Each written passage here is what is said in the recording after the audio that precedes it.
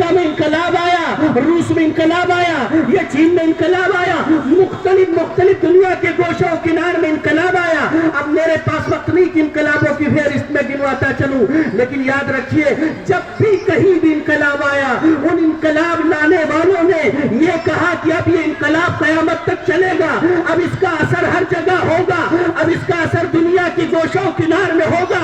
1917 میں جب روس کی سرزمین پر انقلاب آیا تو انقلاب کے لانے والوں نے، ان کے حامیوں نے یہ کہا 100 سال کے اندر پوری دنیا اس انقلاب کے چپیٹے میں آئے گی، کوئی ایسا ملک نہیں بچے گا جو اس انقلاب سے محفوظ رہے، ہر کسی کے دل میں یہ افکار جنم لیں گے۔ لیکن عزیزان محترم 100 سال گزر گئے، ہم نے دیکھا دنیا کی کچھ بستیوں میں اس کا اثر تو ضرور آیا لیکن پوری دنیا اس کے لپیٹے میں نہیں آئی، پوری دنیا متاثر نہیں ہوئی، ہر بشر متاثر نہیں ہوا۔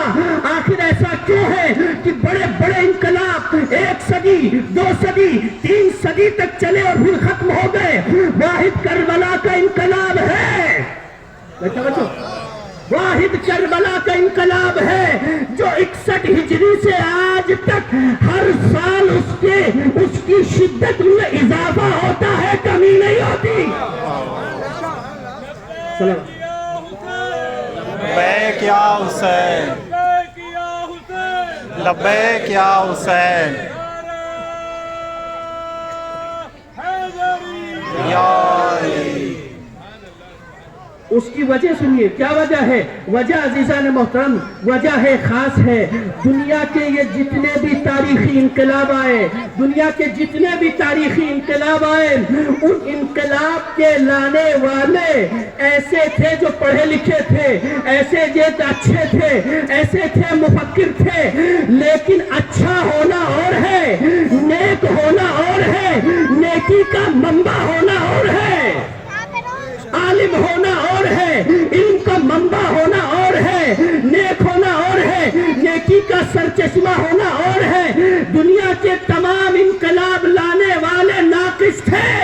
کربلا کی تحریک کی کامیابی کی اصل وجہ یہ ہے کہ اس کے لانے والے بھی معصوم، پہنچانے والے بھی معصوم، بچانے والے بھی معصوم۔ صلوات پڑھیے محمد۔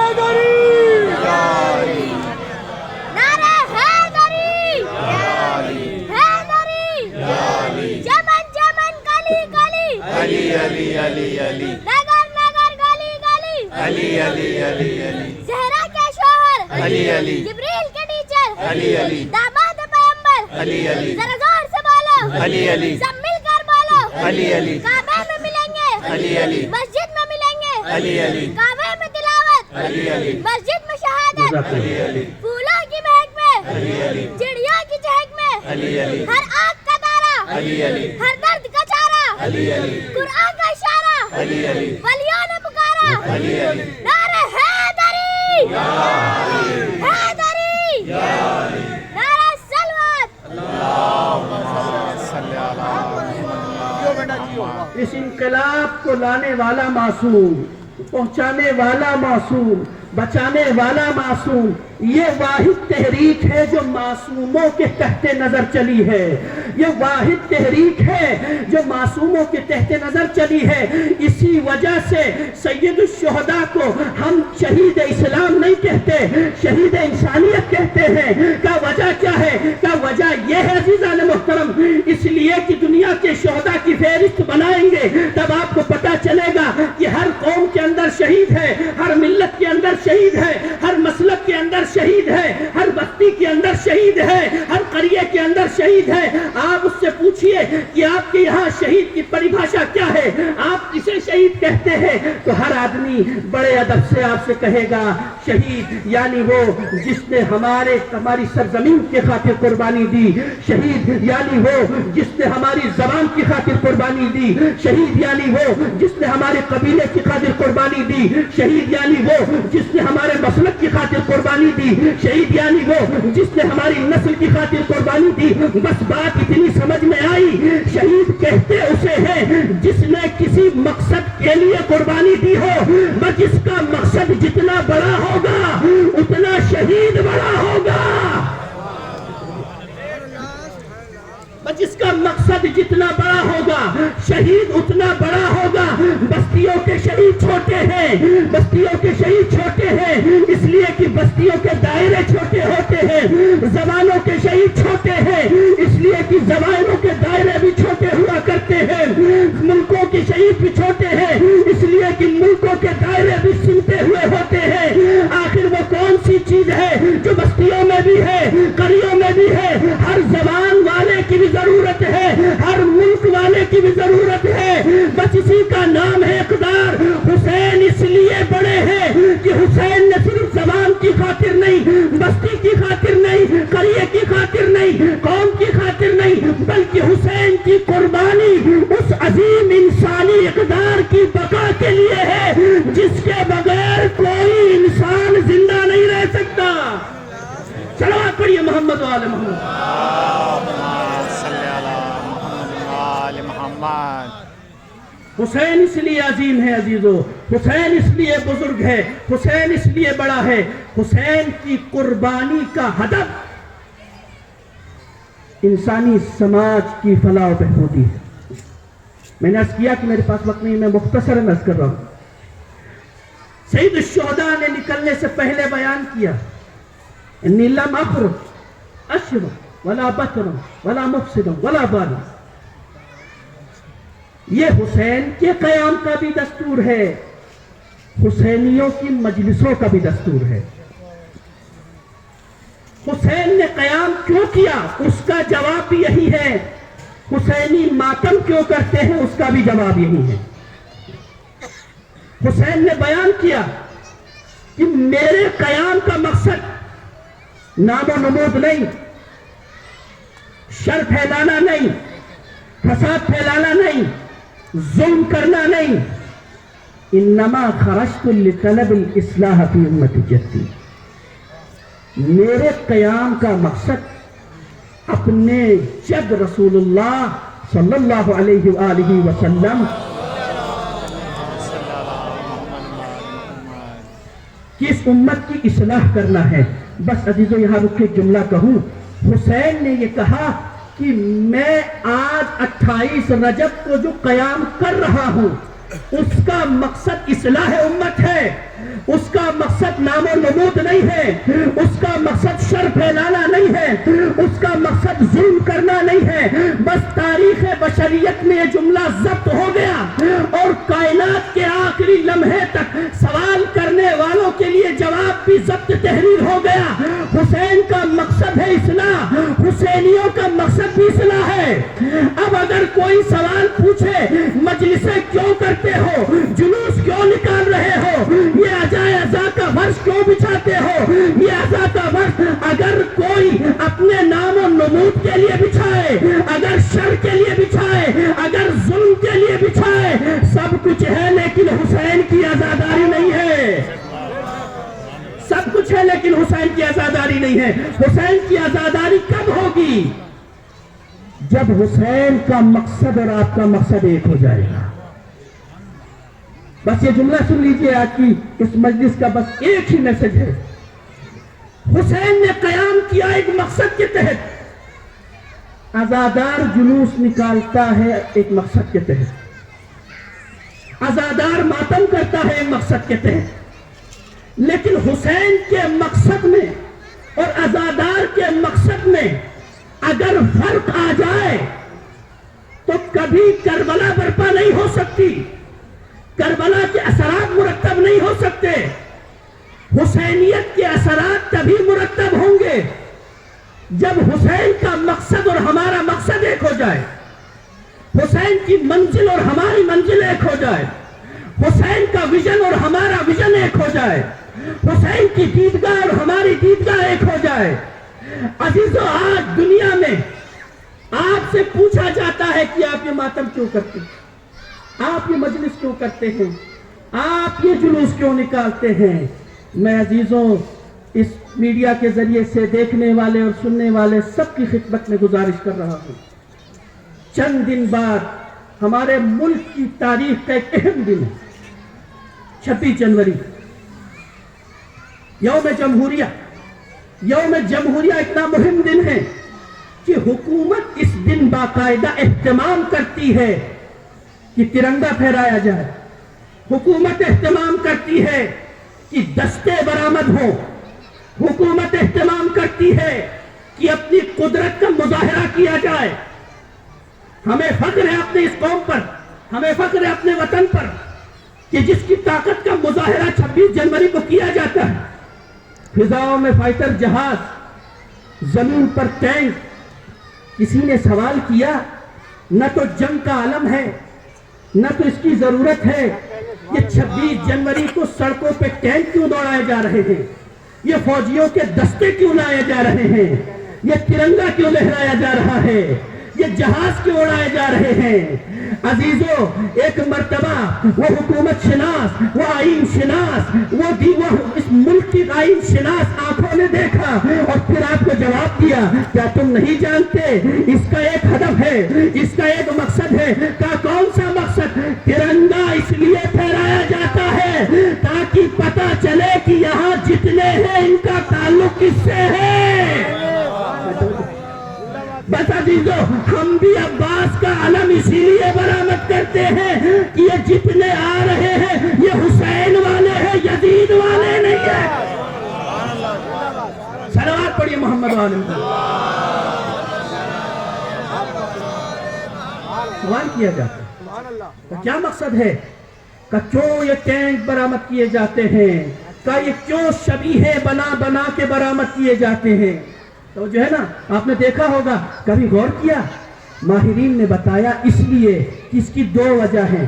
کہ کون سی 2 وجہ ہیں؟ کہ پہلی وجہ تو یہ کہ جن کی قربانیوں کے سبب استعمار سے لڑتے ہوئے، امپیریلزم سے لڑتے ہوئے، کولونیلزم سے لڑتے ہوئے جنہوں نے اپنی جانوں کی قربانی دی، ان لوگوں کو یہ پیغام دینا کہ تمہاری قربانی ضائع نہیں ہوئی۔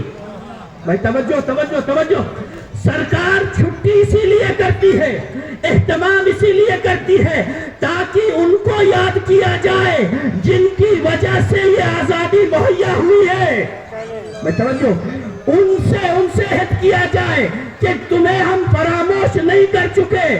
کا دوسری وجہ کیا ہے؟ دوسری وجہ یہ ہے، طاقت کا مظاہرہ اس لیے کیا جاتا ہے، یہ جہاز اس لیے دکھائے جاتے ہیں، یہ ٹینک اس لیے دکھائے جاتے ہیں۔ اگر کوئی اس ملک کا دشمن، اگر کوئی اس ملک کا دشمن ملک کی طرف اگر برا ارادہ رکھتا ہے، اسے میسج دینا ہوتا ہے کہ ہم تیار بیٹھے ہیں۔ عزیزان محترم، اسی لیے ہم یہ مجلسیں کرتے ہیں، ہم یہ جلوس برآمد کرتے ہیں، شبیہ تعزیہ لے کے آتے ہیں، شبیہ تابوت لے کے آتے ہیں، تاکہ ہمیں 2 مقصد پورے کرنے ہوتے ہیں۔ پہلا مقصد یہ، جن کی وجہ سے دین بچ گیا، جن کی وجہ سے دین بچ گیا، انہیں میسج دینا ہوتا ہے کہ ہم تمہیں بھولے نہیں ہیں۔ دوسرا انہیں میسج دینا ہے کہ کسی کے سینے میں اگر یزید بننے کی تمنا کروٹ لے رہی ہو، صلوات پڑھیے محمد علیہ۔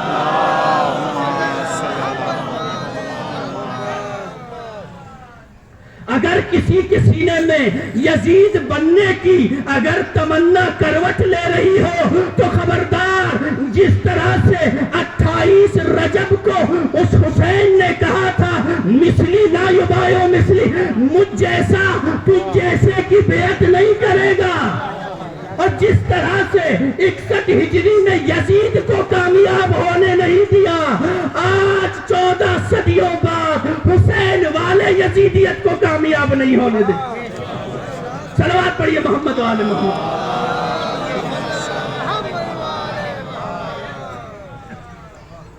بس میں سمیٹ رہا ہوں اپنی گفتگو کو اس لیے کہ وقت کم ہے، لیکن عزیزوں، میں نے کہا ہمارا مقصد حسین کا مقصد، ہمارا مقصد کیا ہے؟ معذرت کے ساتھ بیان کر رہا ہوں، جوانوں سے بڑے مجھ سے بہتر جانتے ہیں۔ کبھی کسی میڈیا والے نے پوچھا، یہ حسین کا ماتم کیوں کرتے ہو، یہ مجلس کیوں کرتے ہو، یہ جلوس برآمد کیوں کرتے ہو؟ میں نے بعض جگہ دیکھا، درد دل بیان کر رہا ہوں، بعض جگہ دیکھا کہ بیان کرنے کی کوشش کرتے ہیں لیکن شاید الفاظ کم پڑ جاتے ہیں، شاید وہ اظہار کا سلیقہ نہیں آ پاتا، لیکن اس درمیان کچھ جملے ایسے ادا ہو جاتے ہیں جو کربلا کی صحیح نمائندگی نہیں کر پاتے۔ بعض میرے دوست، میرے چھوٹے بھائی اکثر یہ کہہ بیٹھتے ہیں کہ کربلا میں امام حسین پیاس کی وجہ سے شہید ہو گئے، کربلا میں ان ظلم کی وجہ سے شہید ہو گئے، کربلا میں اس وجہ سے شہید ہو گئے۔ عزیزان محترم، اور ہم اس وجہ سے غم مناتے ہیں، لیکن یاد رکھیے گا یہ ہمارا غم ہے حسین کے تئیں۔ بس آخری جملہ سنیے، یہی سے مجلس کو میں اختتام کی طرف لے کر جا رہا ہوں۔ یہ ہمارا غم ہے حسین کے تئیں۔ حسین کی یہ تمام مصائب 2 محرم سے 10 محرم تک کے ہیں، پانی بند کر دیا گیا۔ یہ 7 محرم کو خیام لوٹے گئے، شام غریباں، لاشوں کو پامال کیا گیا۔ 11 محرم، یہ 8-10 دن کے مصائب ہیں۔ اس وجہ سے ہم یزید سے نفرت کرتے ہیں، اس وجہ سے ہم یہ غم مناتے ہیں، اس وجہ سے ماتم کرتے ہیں۔ لیکن حسین نے قیام کیا ہے 28 رجب کو۔ 28 رجب کو پانی بند نہیں ہوا، 28 رجب کو خیمے لوٹے نہیں گئے، 28 رجب کو جو ہے لاشیں پامال نہیں ہوئے، لیکن حسین کھڑے ہوئے۔ کہا کیوں کھڑے ہوئے؟ کہا اس لیے کہ حسین کی نگاہوں میں ایک مقصد ہے۔ مولا کیا مقصد ہے؟ کہا میں یہ دیکھ رہا ہوں جب سماج میں برائیاں پھیل جائیں، جب سماج میں خرابی پھیل جائے، جب سماج میں بدنظمی پھیل جائے، جب سماج میں جہالت پھیل جائے، یہ وہ وقت ہے جس وقت میں خاموش بیٹھنا نہیں ہوتا۔ مولا اس ساری برائیوں کی وجہ تو یزید ہے، آپ یہ کیوں نہیں کہتے کہ میں یزید سے لڑنے جا رہا ہوں؟ یہ کیوں نہیں کہتے میں یزید کا تختہ الٹنے جا رہا ہوں؟ میں یہ کیوں نہیں کہتے کہ میں بنی امیہ کا خاتمہ کرنے جا رہا ہوں؟ امام کہتے ہیں نا، انما خرجت لطلب الاصلاح فی امت جدی، میں اپنے جد کی اس امت کی اصلاح کے لیے جا رہا ہوں۔ مولا آپ نے امت کیوں کہا؟ ساری پریشانیوں کی جڑ یزید ہے، آپ امت کو کیوں لا رہے ہیں؟ بس قیامت تک کے لیے جملہ محفوظ ہو گیا۔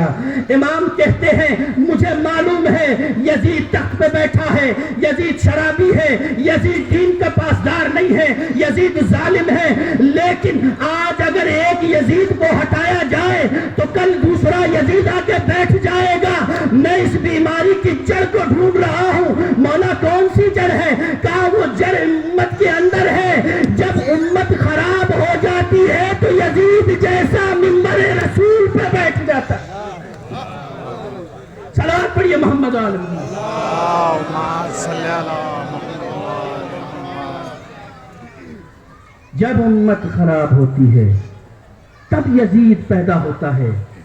سوسائٹی کے اندر یزید کو یزید بننے کی ہمت اسی وقت ہوتی ہے جب اچھے لوگ خاموش ہو جاتے ہیں، جب اچھے لوگ چپ ہو جاتے ہیں۔ بس آخری جملہ، حسین کے ہدف اور ہمارے ہدف میں دوری ہوگی تو کربلا کا میسج نہیں جاتا، لیکن جیسے ہی ہمارا ہدف حسین کے ہدف سے مل جاتا ہے اس عزاداری کا میسج جاتا ہے، اس خطبے کا میسج جاتا ہے، اس ماتم کا میسج جاتا ہے، اس نوحے کا میسج جاتا ہے۔ پوری دنیا میں حسین حسین کرنے والے لوگ ہیں، پوری دنیا میں ذکر کرنے والے لوگ ہیں، بہت ہیں جو یہ کہتے ہیں کہ ہم بھی حسین کو مانتے ہیں، ہم بھی حسین کو مانتے ہیں، ہم بھی حسین کو مانتے ہیں، لیکن ایک تنہا ملک ہے، ایک تنہا ملک ہے، ایک بزرگ سید ہے، ایک ضعیف ہے جس نے آج بھی حسین کی اسی سیرت پہ عمل کرتے ہوئے پوری یزیدیت کی آنکھوں میں آنکھیں ڈال کر کہا میں آج بھی بیعت کے سوال کے سامنے وہی جواب دوں گا جو میرے جد حسین نے جواب دیا تھا۔ اور یاد رکھیے پچھلے سال ایک یہودی نیتنیاہو تم بے وقوف ہو، کہا کیوں؟ اس لیے کہ تمہاری اسٹریٹجی غلط ہے۔ اور کیوں اسٹریٹجی غلط ہے؟ اس لیے کہ تم اس قوم کو موت سے ڈراتے ہو جس کے پاس حسین ہے۔ تم اس قوم سے لڑنے آئے ہو، اس کو موت سے ڈراتے ہو، جس کے پاس حسین ہے، ارے موت تو ان کے یہاں ایسا ہے جیسے شہد۔ بس بات سمجھ میں آئی؟ یہودی تھا لیکن دور اندیش تھا، سمجھ گیا کہ حسینیوں کو کبھی موت سے نہیں ڈرایا جا سکتا۔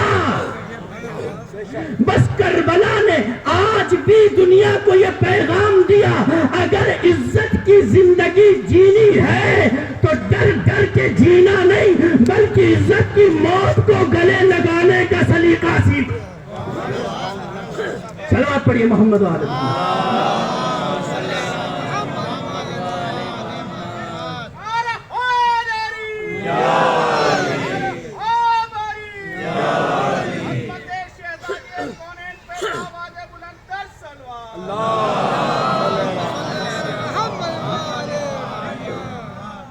آزاداری ظلم کا نام نہیں ہے، آزاداری ناانصافی کا نام نہیں ہے، آزاداری تشدد کا نام نہیں ہے۔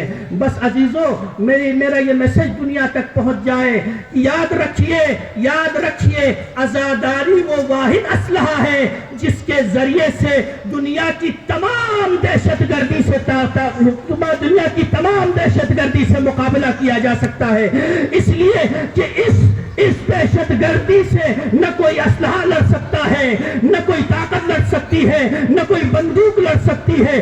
اس دہشت گردی سے ایک ہی نظریہ لڑ سکتا ہے، وہ حسینیت کا نظریہ۔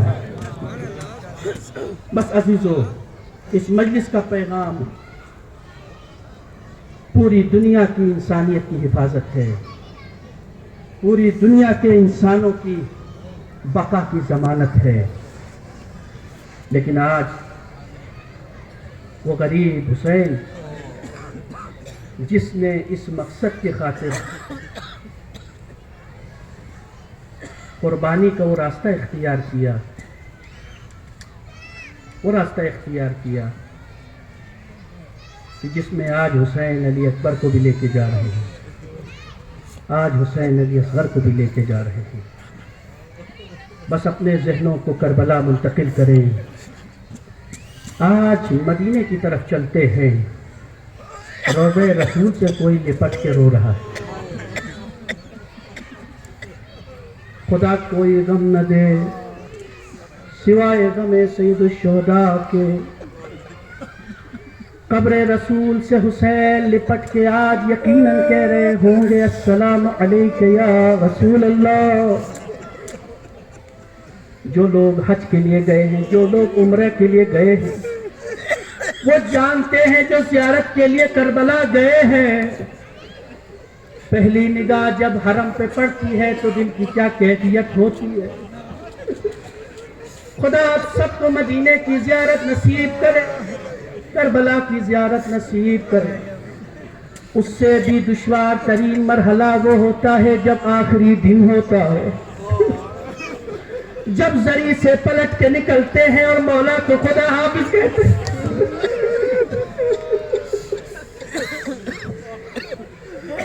اس جذبے کے لیے میرے پاس کچھ الفاظ ہیں ہی نہیں، میں کیسے بیان کروں، بس محسوس کرنا۔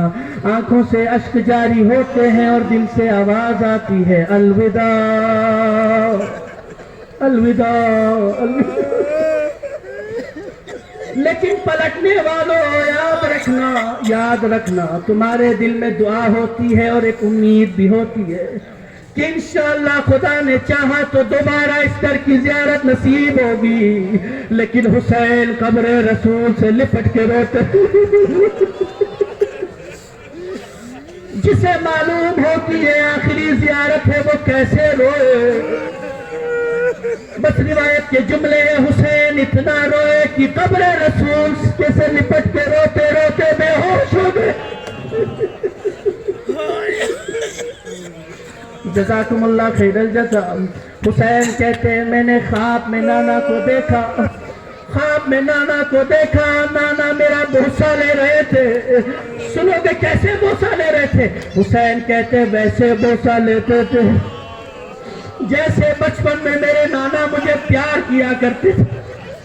کیسے پیار کرتے تھے سنو گے؟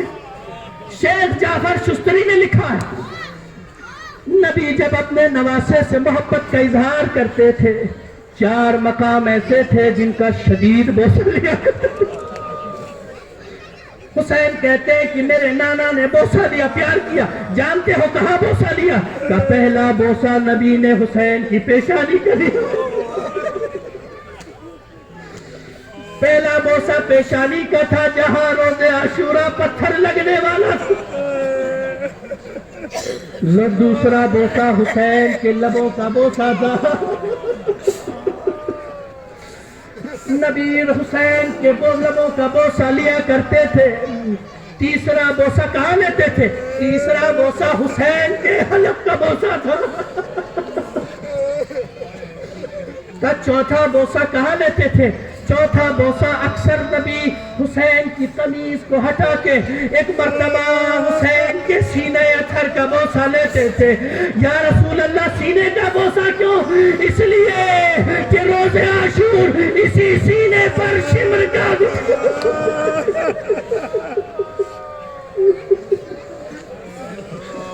جزاکم اللہ خیر الجزا۔ خدا کوئی غم نہ دے سوائے غم سید الشہداء کے۔ لو عزادارو انشاءاللہ کچھ دیر میں عماریوں کی زیارت کرو گے، لیکن مجھے بس 2 جملے مصائب کے پڑھنے کی اجازت دینا۔ آپ کے گھر میں بھی بیٹیاں ہیں، آپ کے گھر میں بھی بچے ہیں۔ کبھی آپ نے دیکھا ہے، محسوس کرنا، کبھی آپ نے دیکھا ہے اگر باپ بازار جانے کے لیے بھی لباس پہنتا ہے؟ یا اللہ،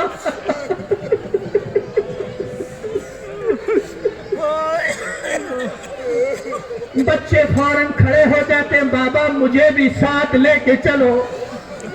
بچے اگر چھوٹے ہوں تو ایک دم پیروں سے لپٹ جاتے ہیں، بابا مجھے بھی ساتھ لے کر چلو۔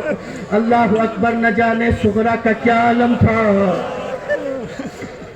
سغرا یہ دیکھ رہی تھی بابا بھی تیار ہو رہے ہیں، چچا عباس بھی تیار ہو رہے ہیں، ارے اماں رباب بھی تیار ہو رہی ہے، ارے میرا بھی اصغر بھی تیار کیا جائے۔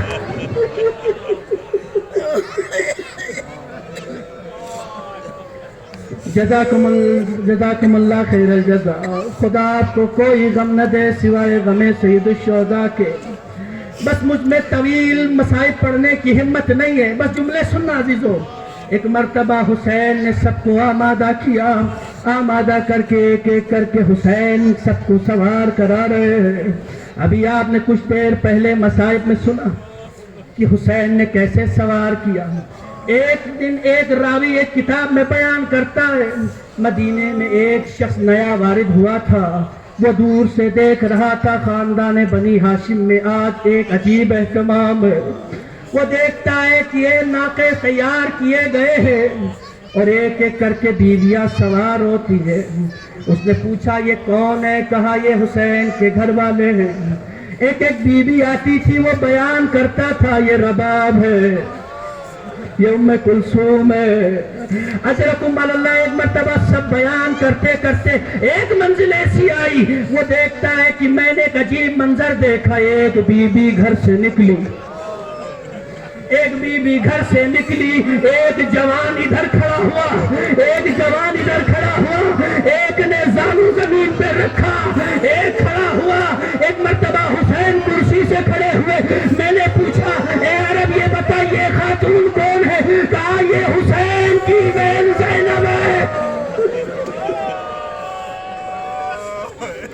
یہ حسین کی بہن زینب ہے۔ جزاکم اللہ خیر الجزا۔ خدا کوئی غم نہ دے سوائے غم سید الشہداء کے۔ زینب سوار ہوئی، زینب سوار ہوئی، بس سورہ کو خدا حافظ کیا۔ بس آخری جملہ انشاءاللہ الماریوں کی زیارت کریے گا، بس یہ ایک منزل سن لیجئے گا۔ الماریوں پہ بیویاں سوار ہوئی۔ 2 منزل ایسی ہے جہاں بہت مشترک ہیں۔ زینب بہت روئی ہے ہماری پہ، بہت مماثلت ہے، بہت مماثلت ہے۔ محسوس کرنا کون سا جملہ؟ کہا پہلی منزل وہ جب شام سے رہائی ملی تھی،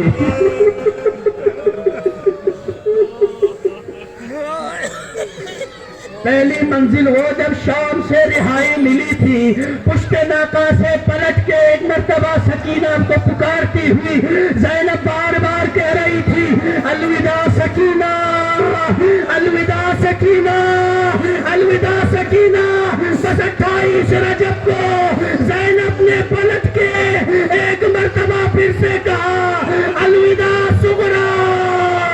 الوداع صغرا، الوداع صغرا، صغرا علی اکبر کو نہ دیکھ پاؤ گی، علی اصغر کو نہ دیکھ پاؤ گی، اب زینب کے ساتھ اب یہ آخری دیدار ہے، تیرا بھائی کربلا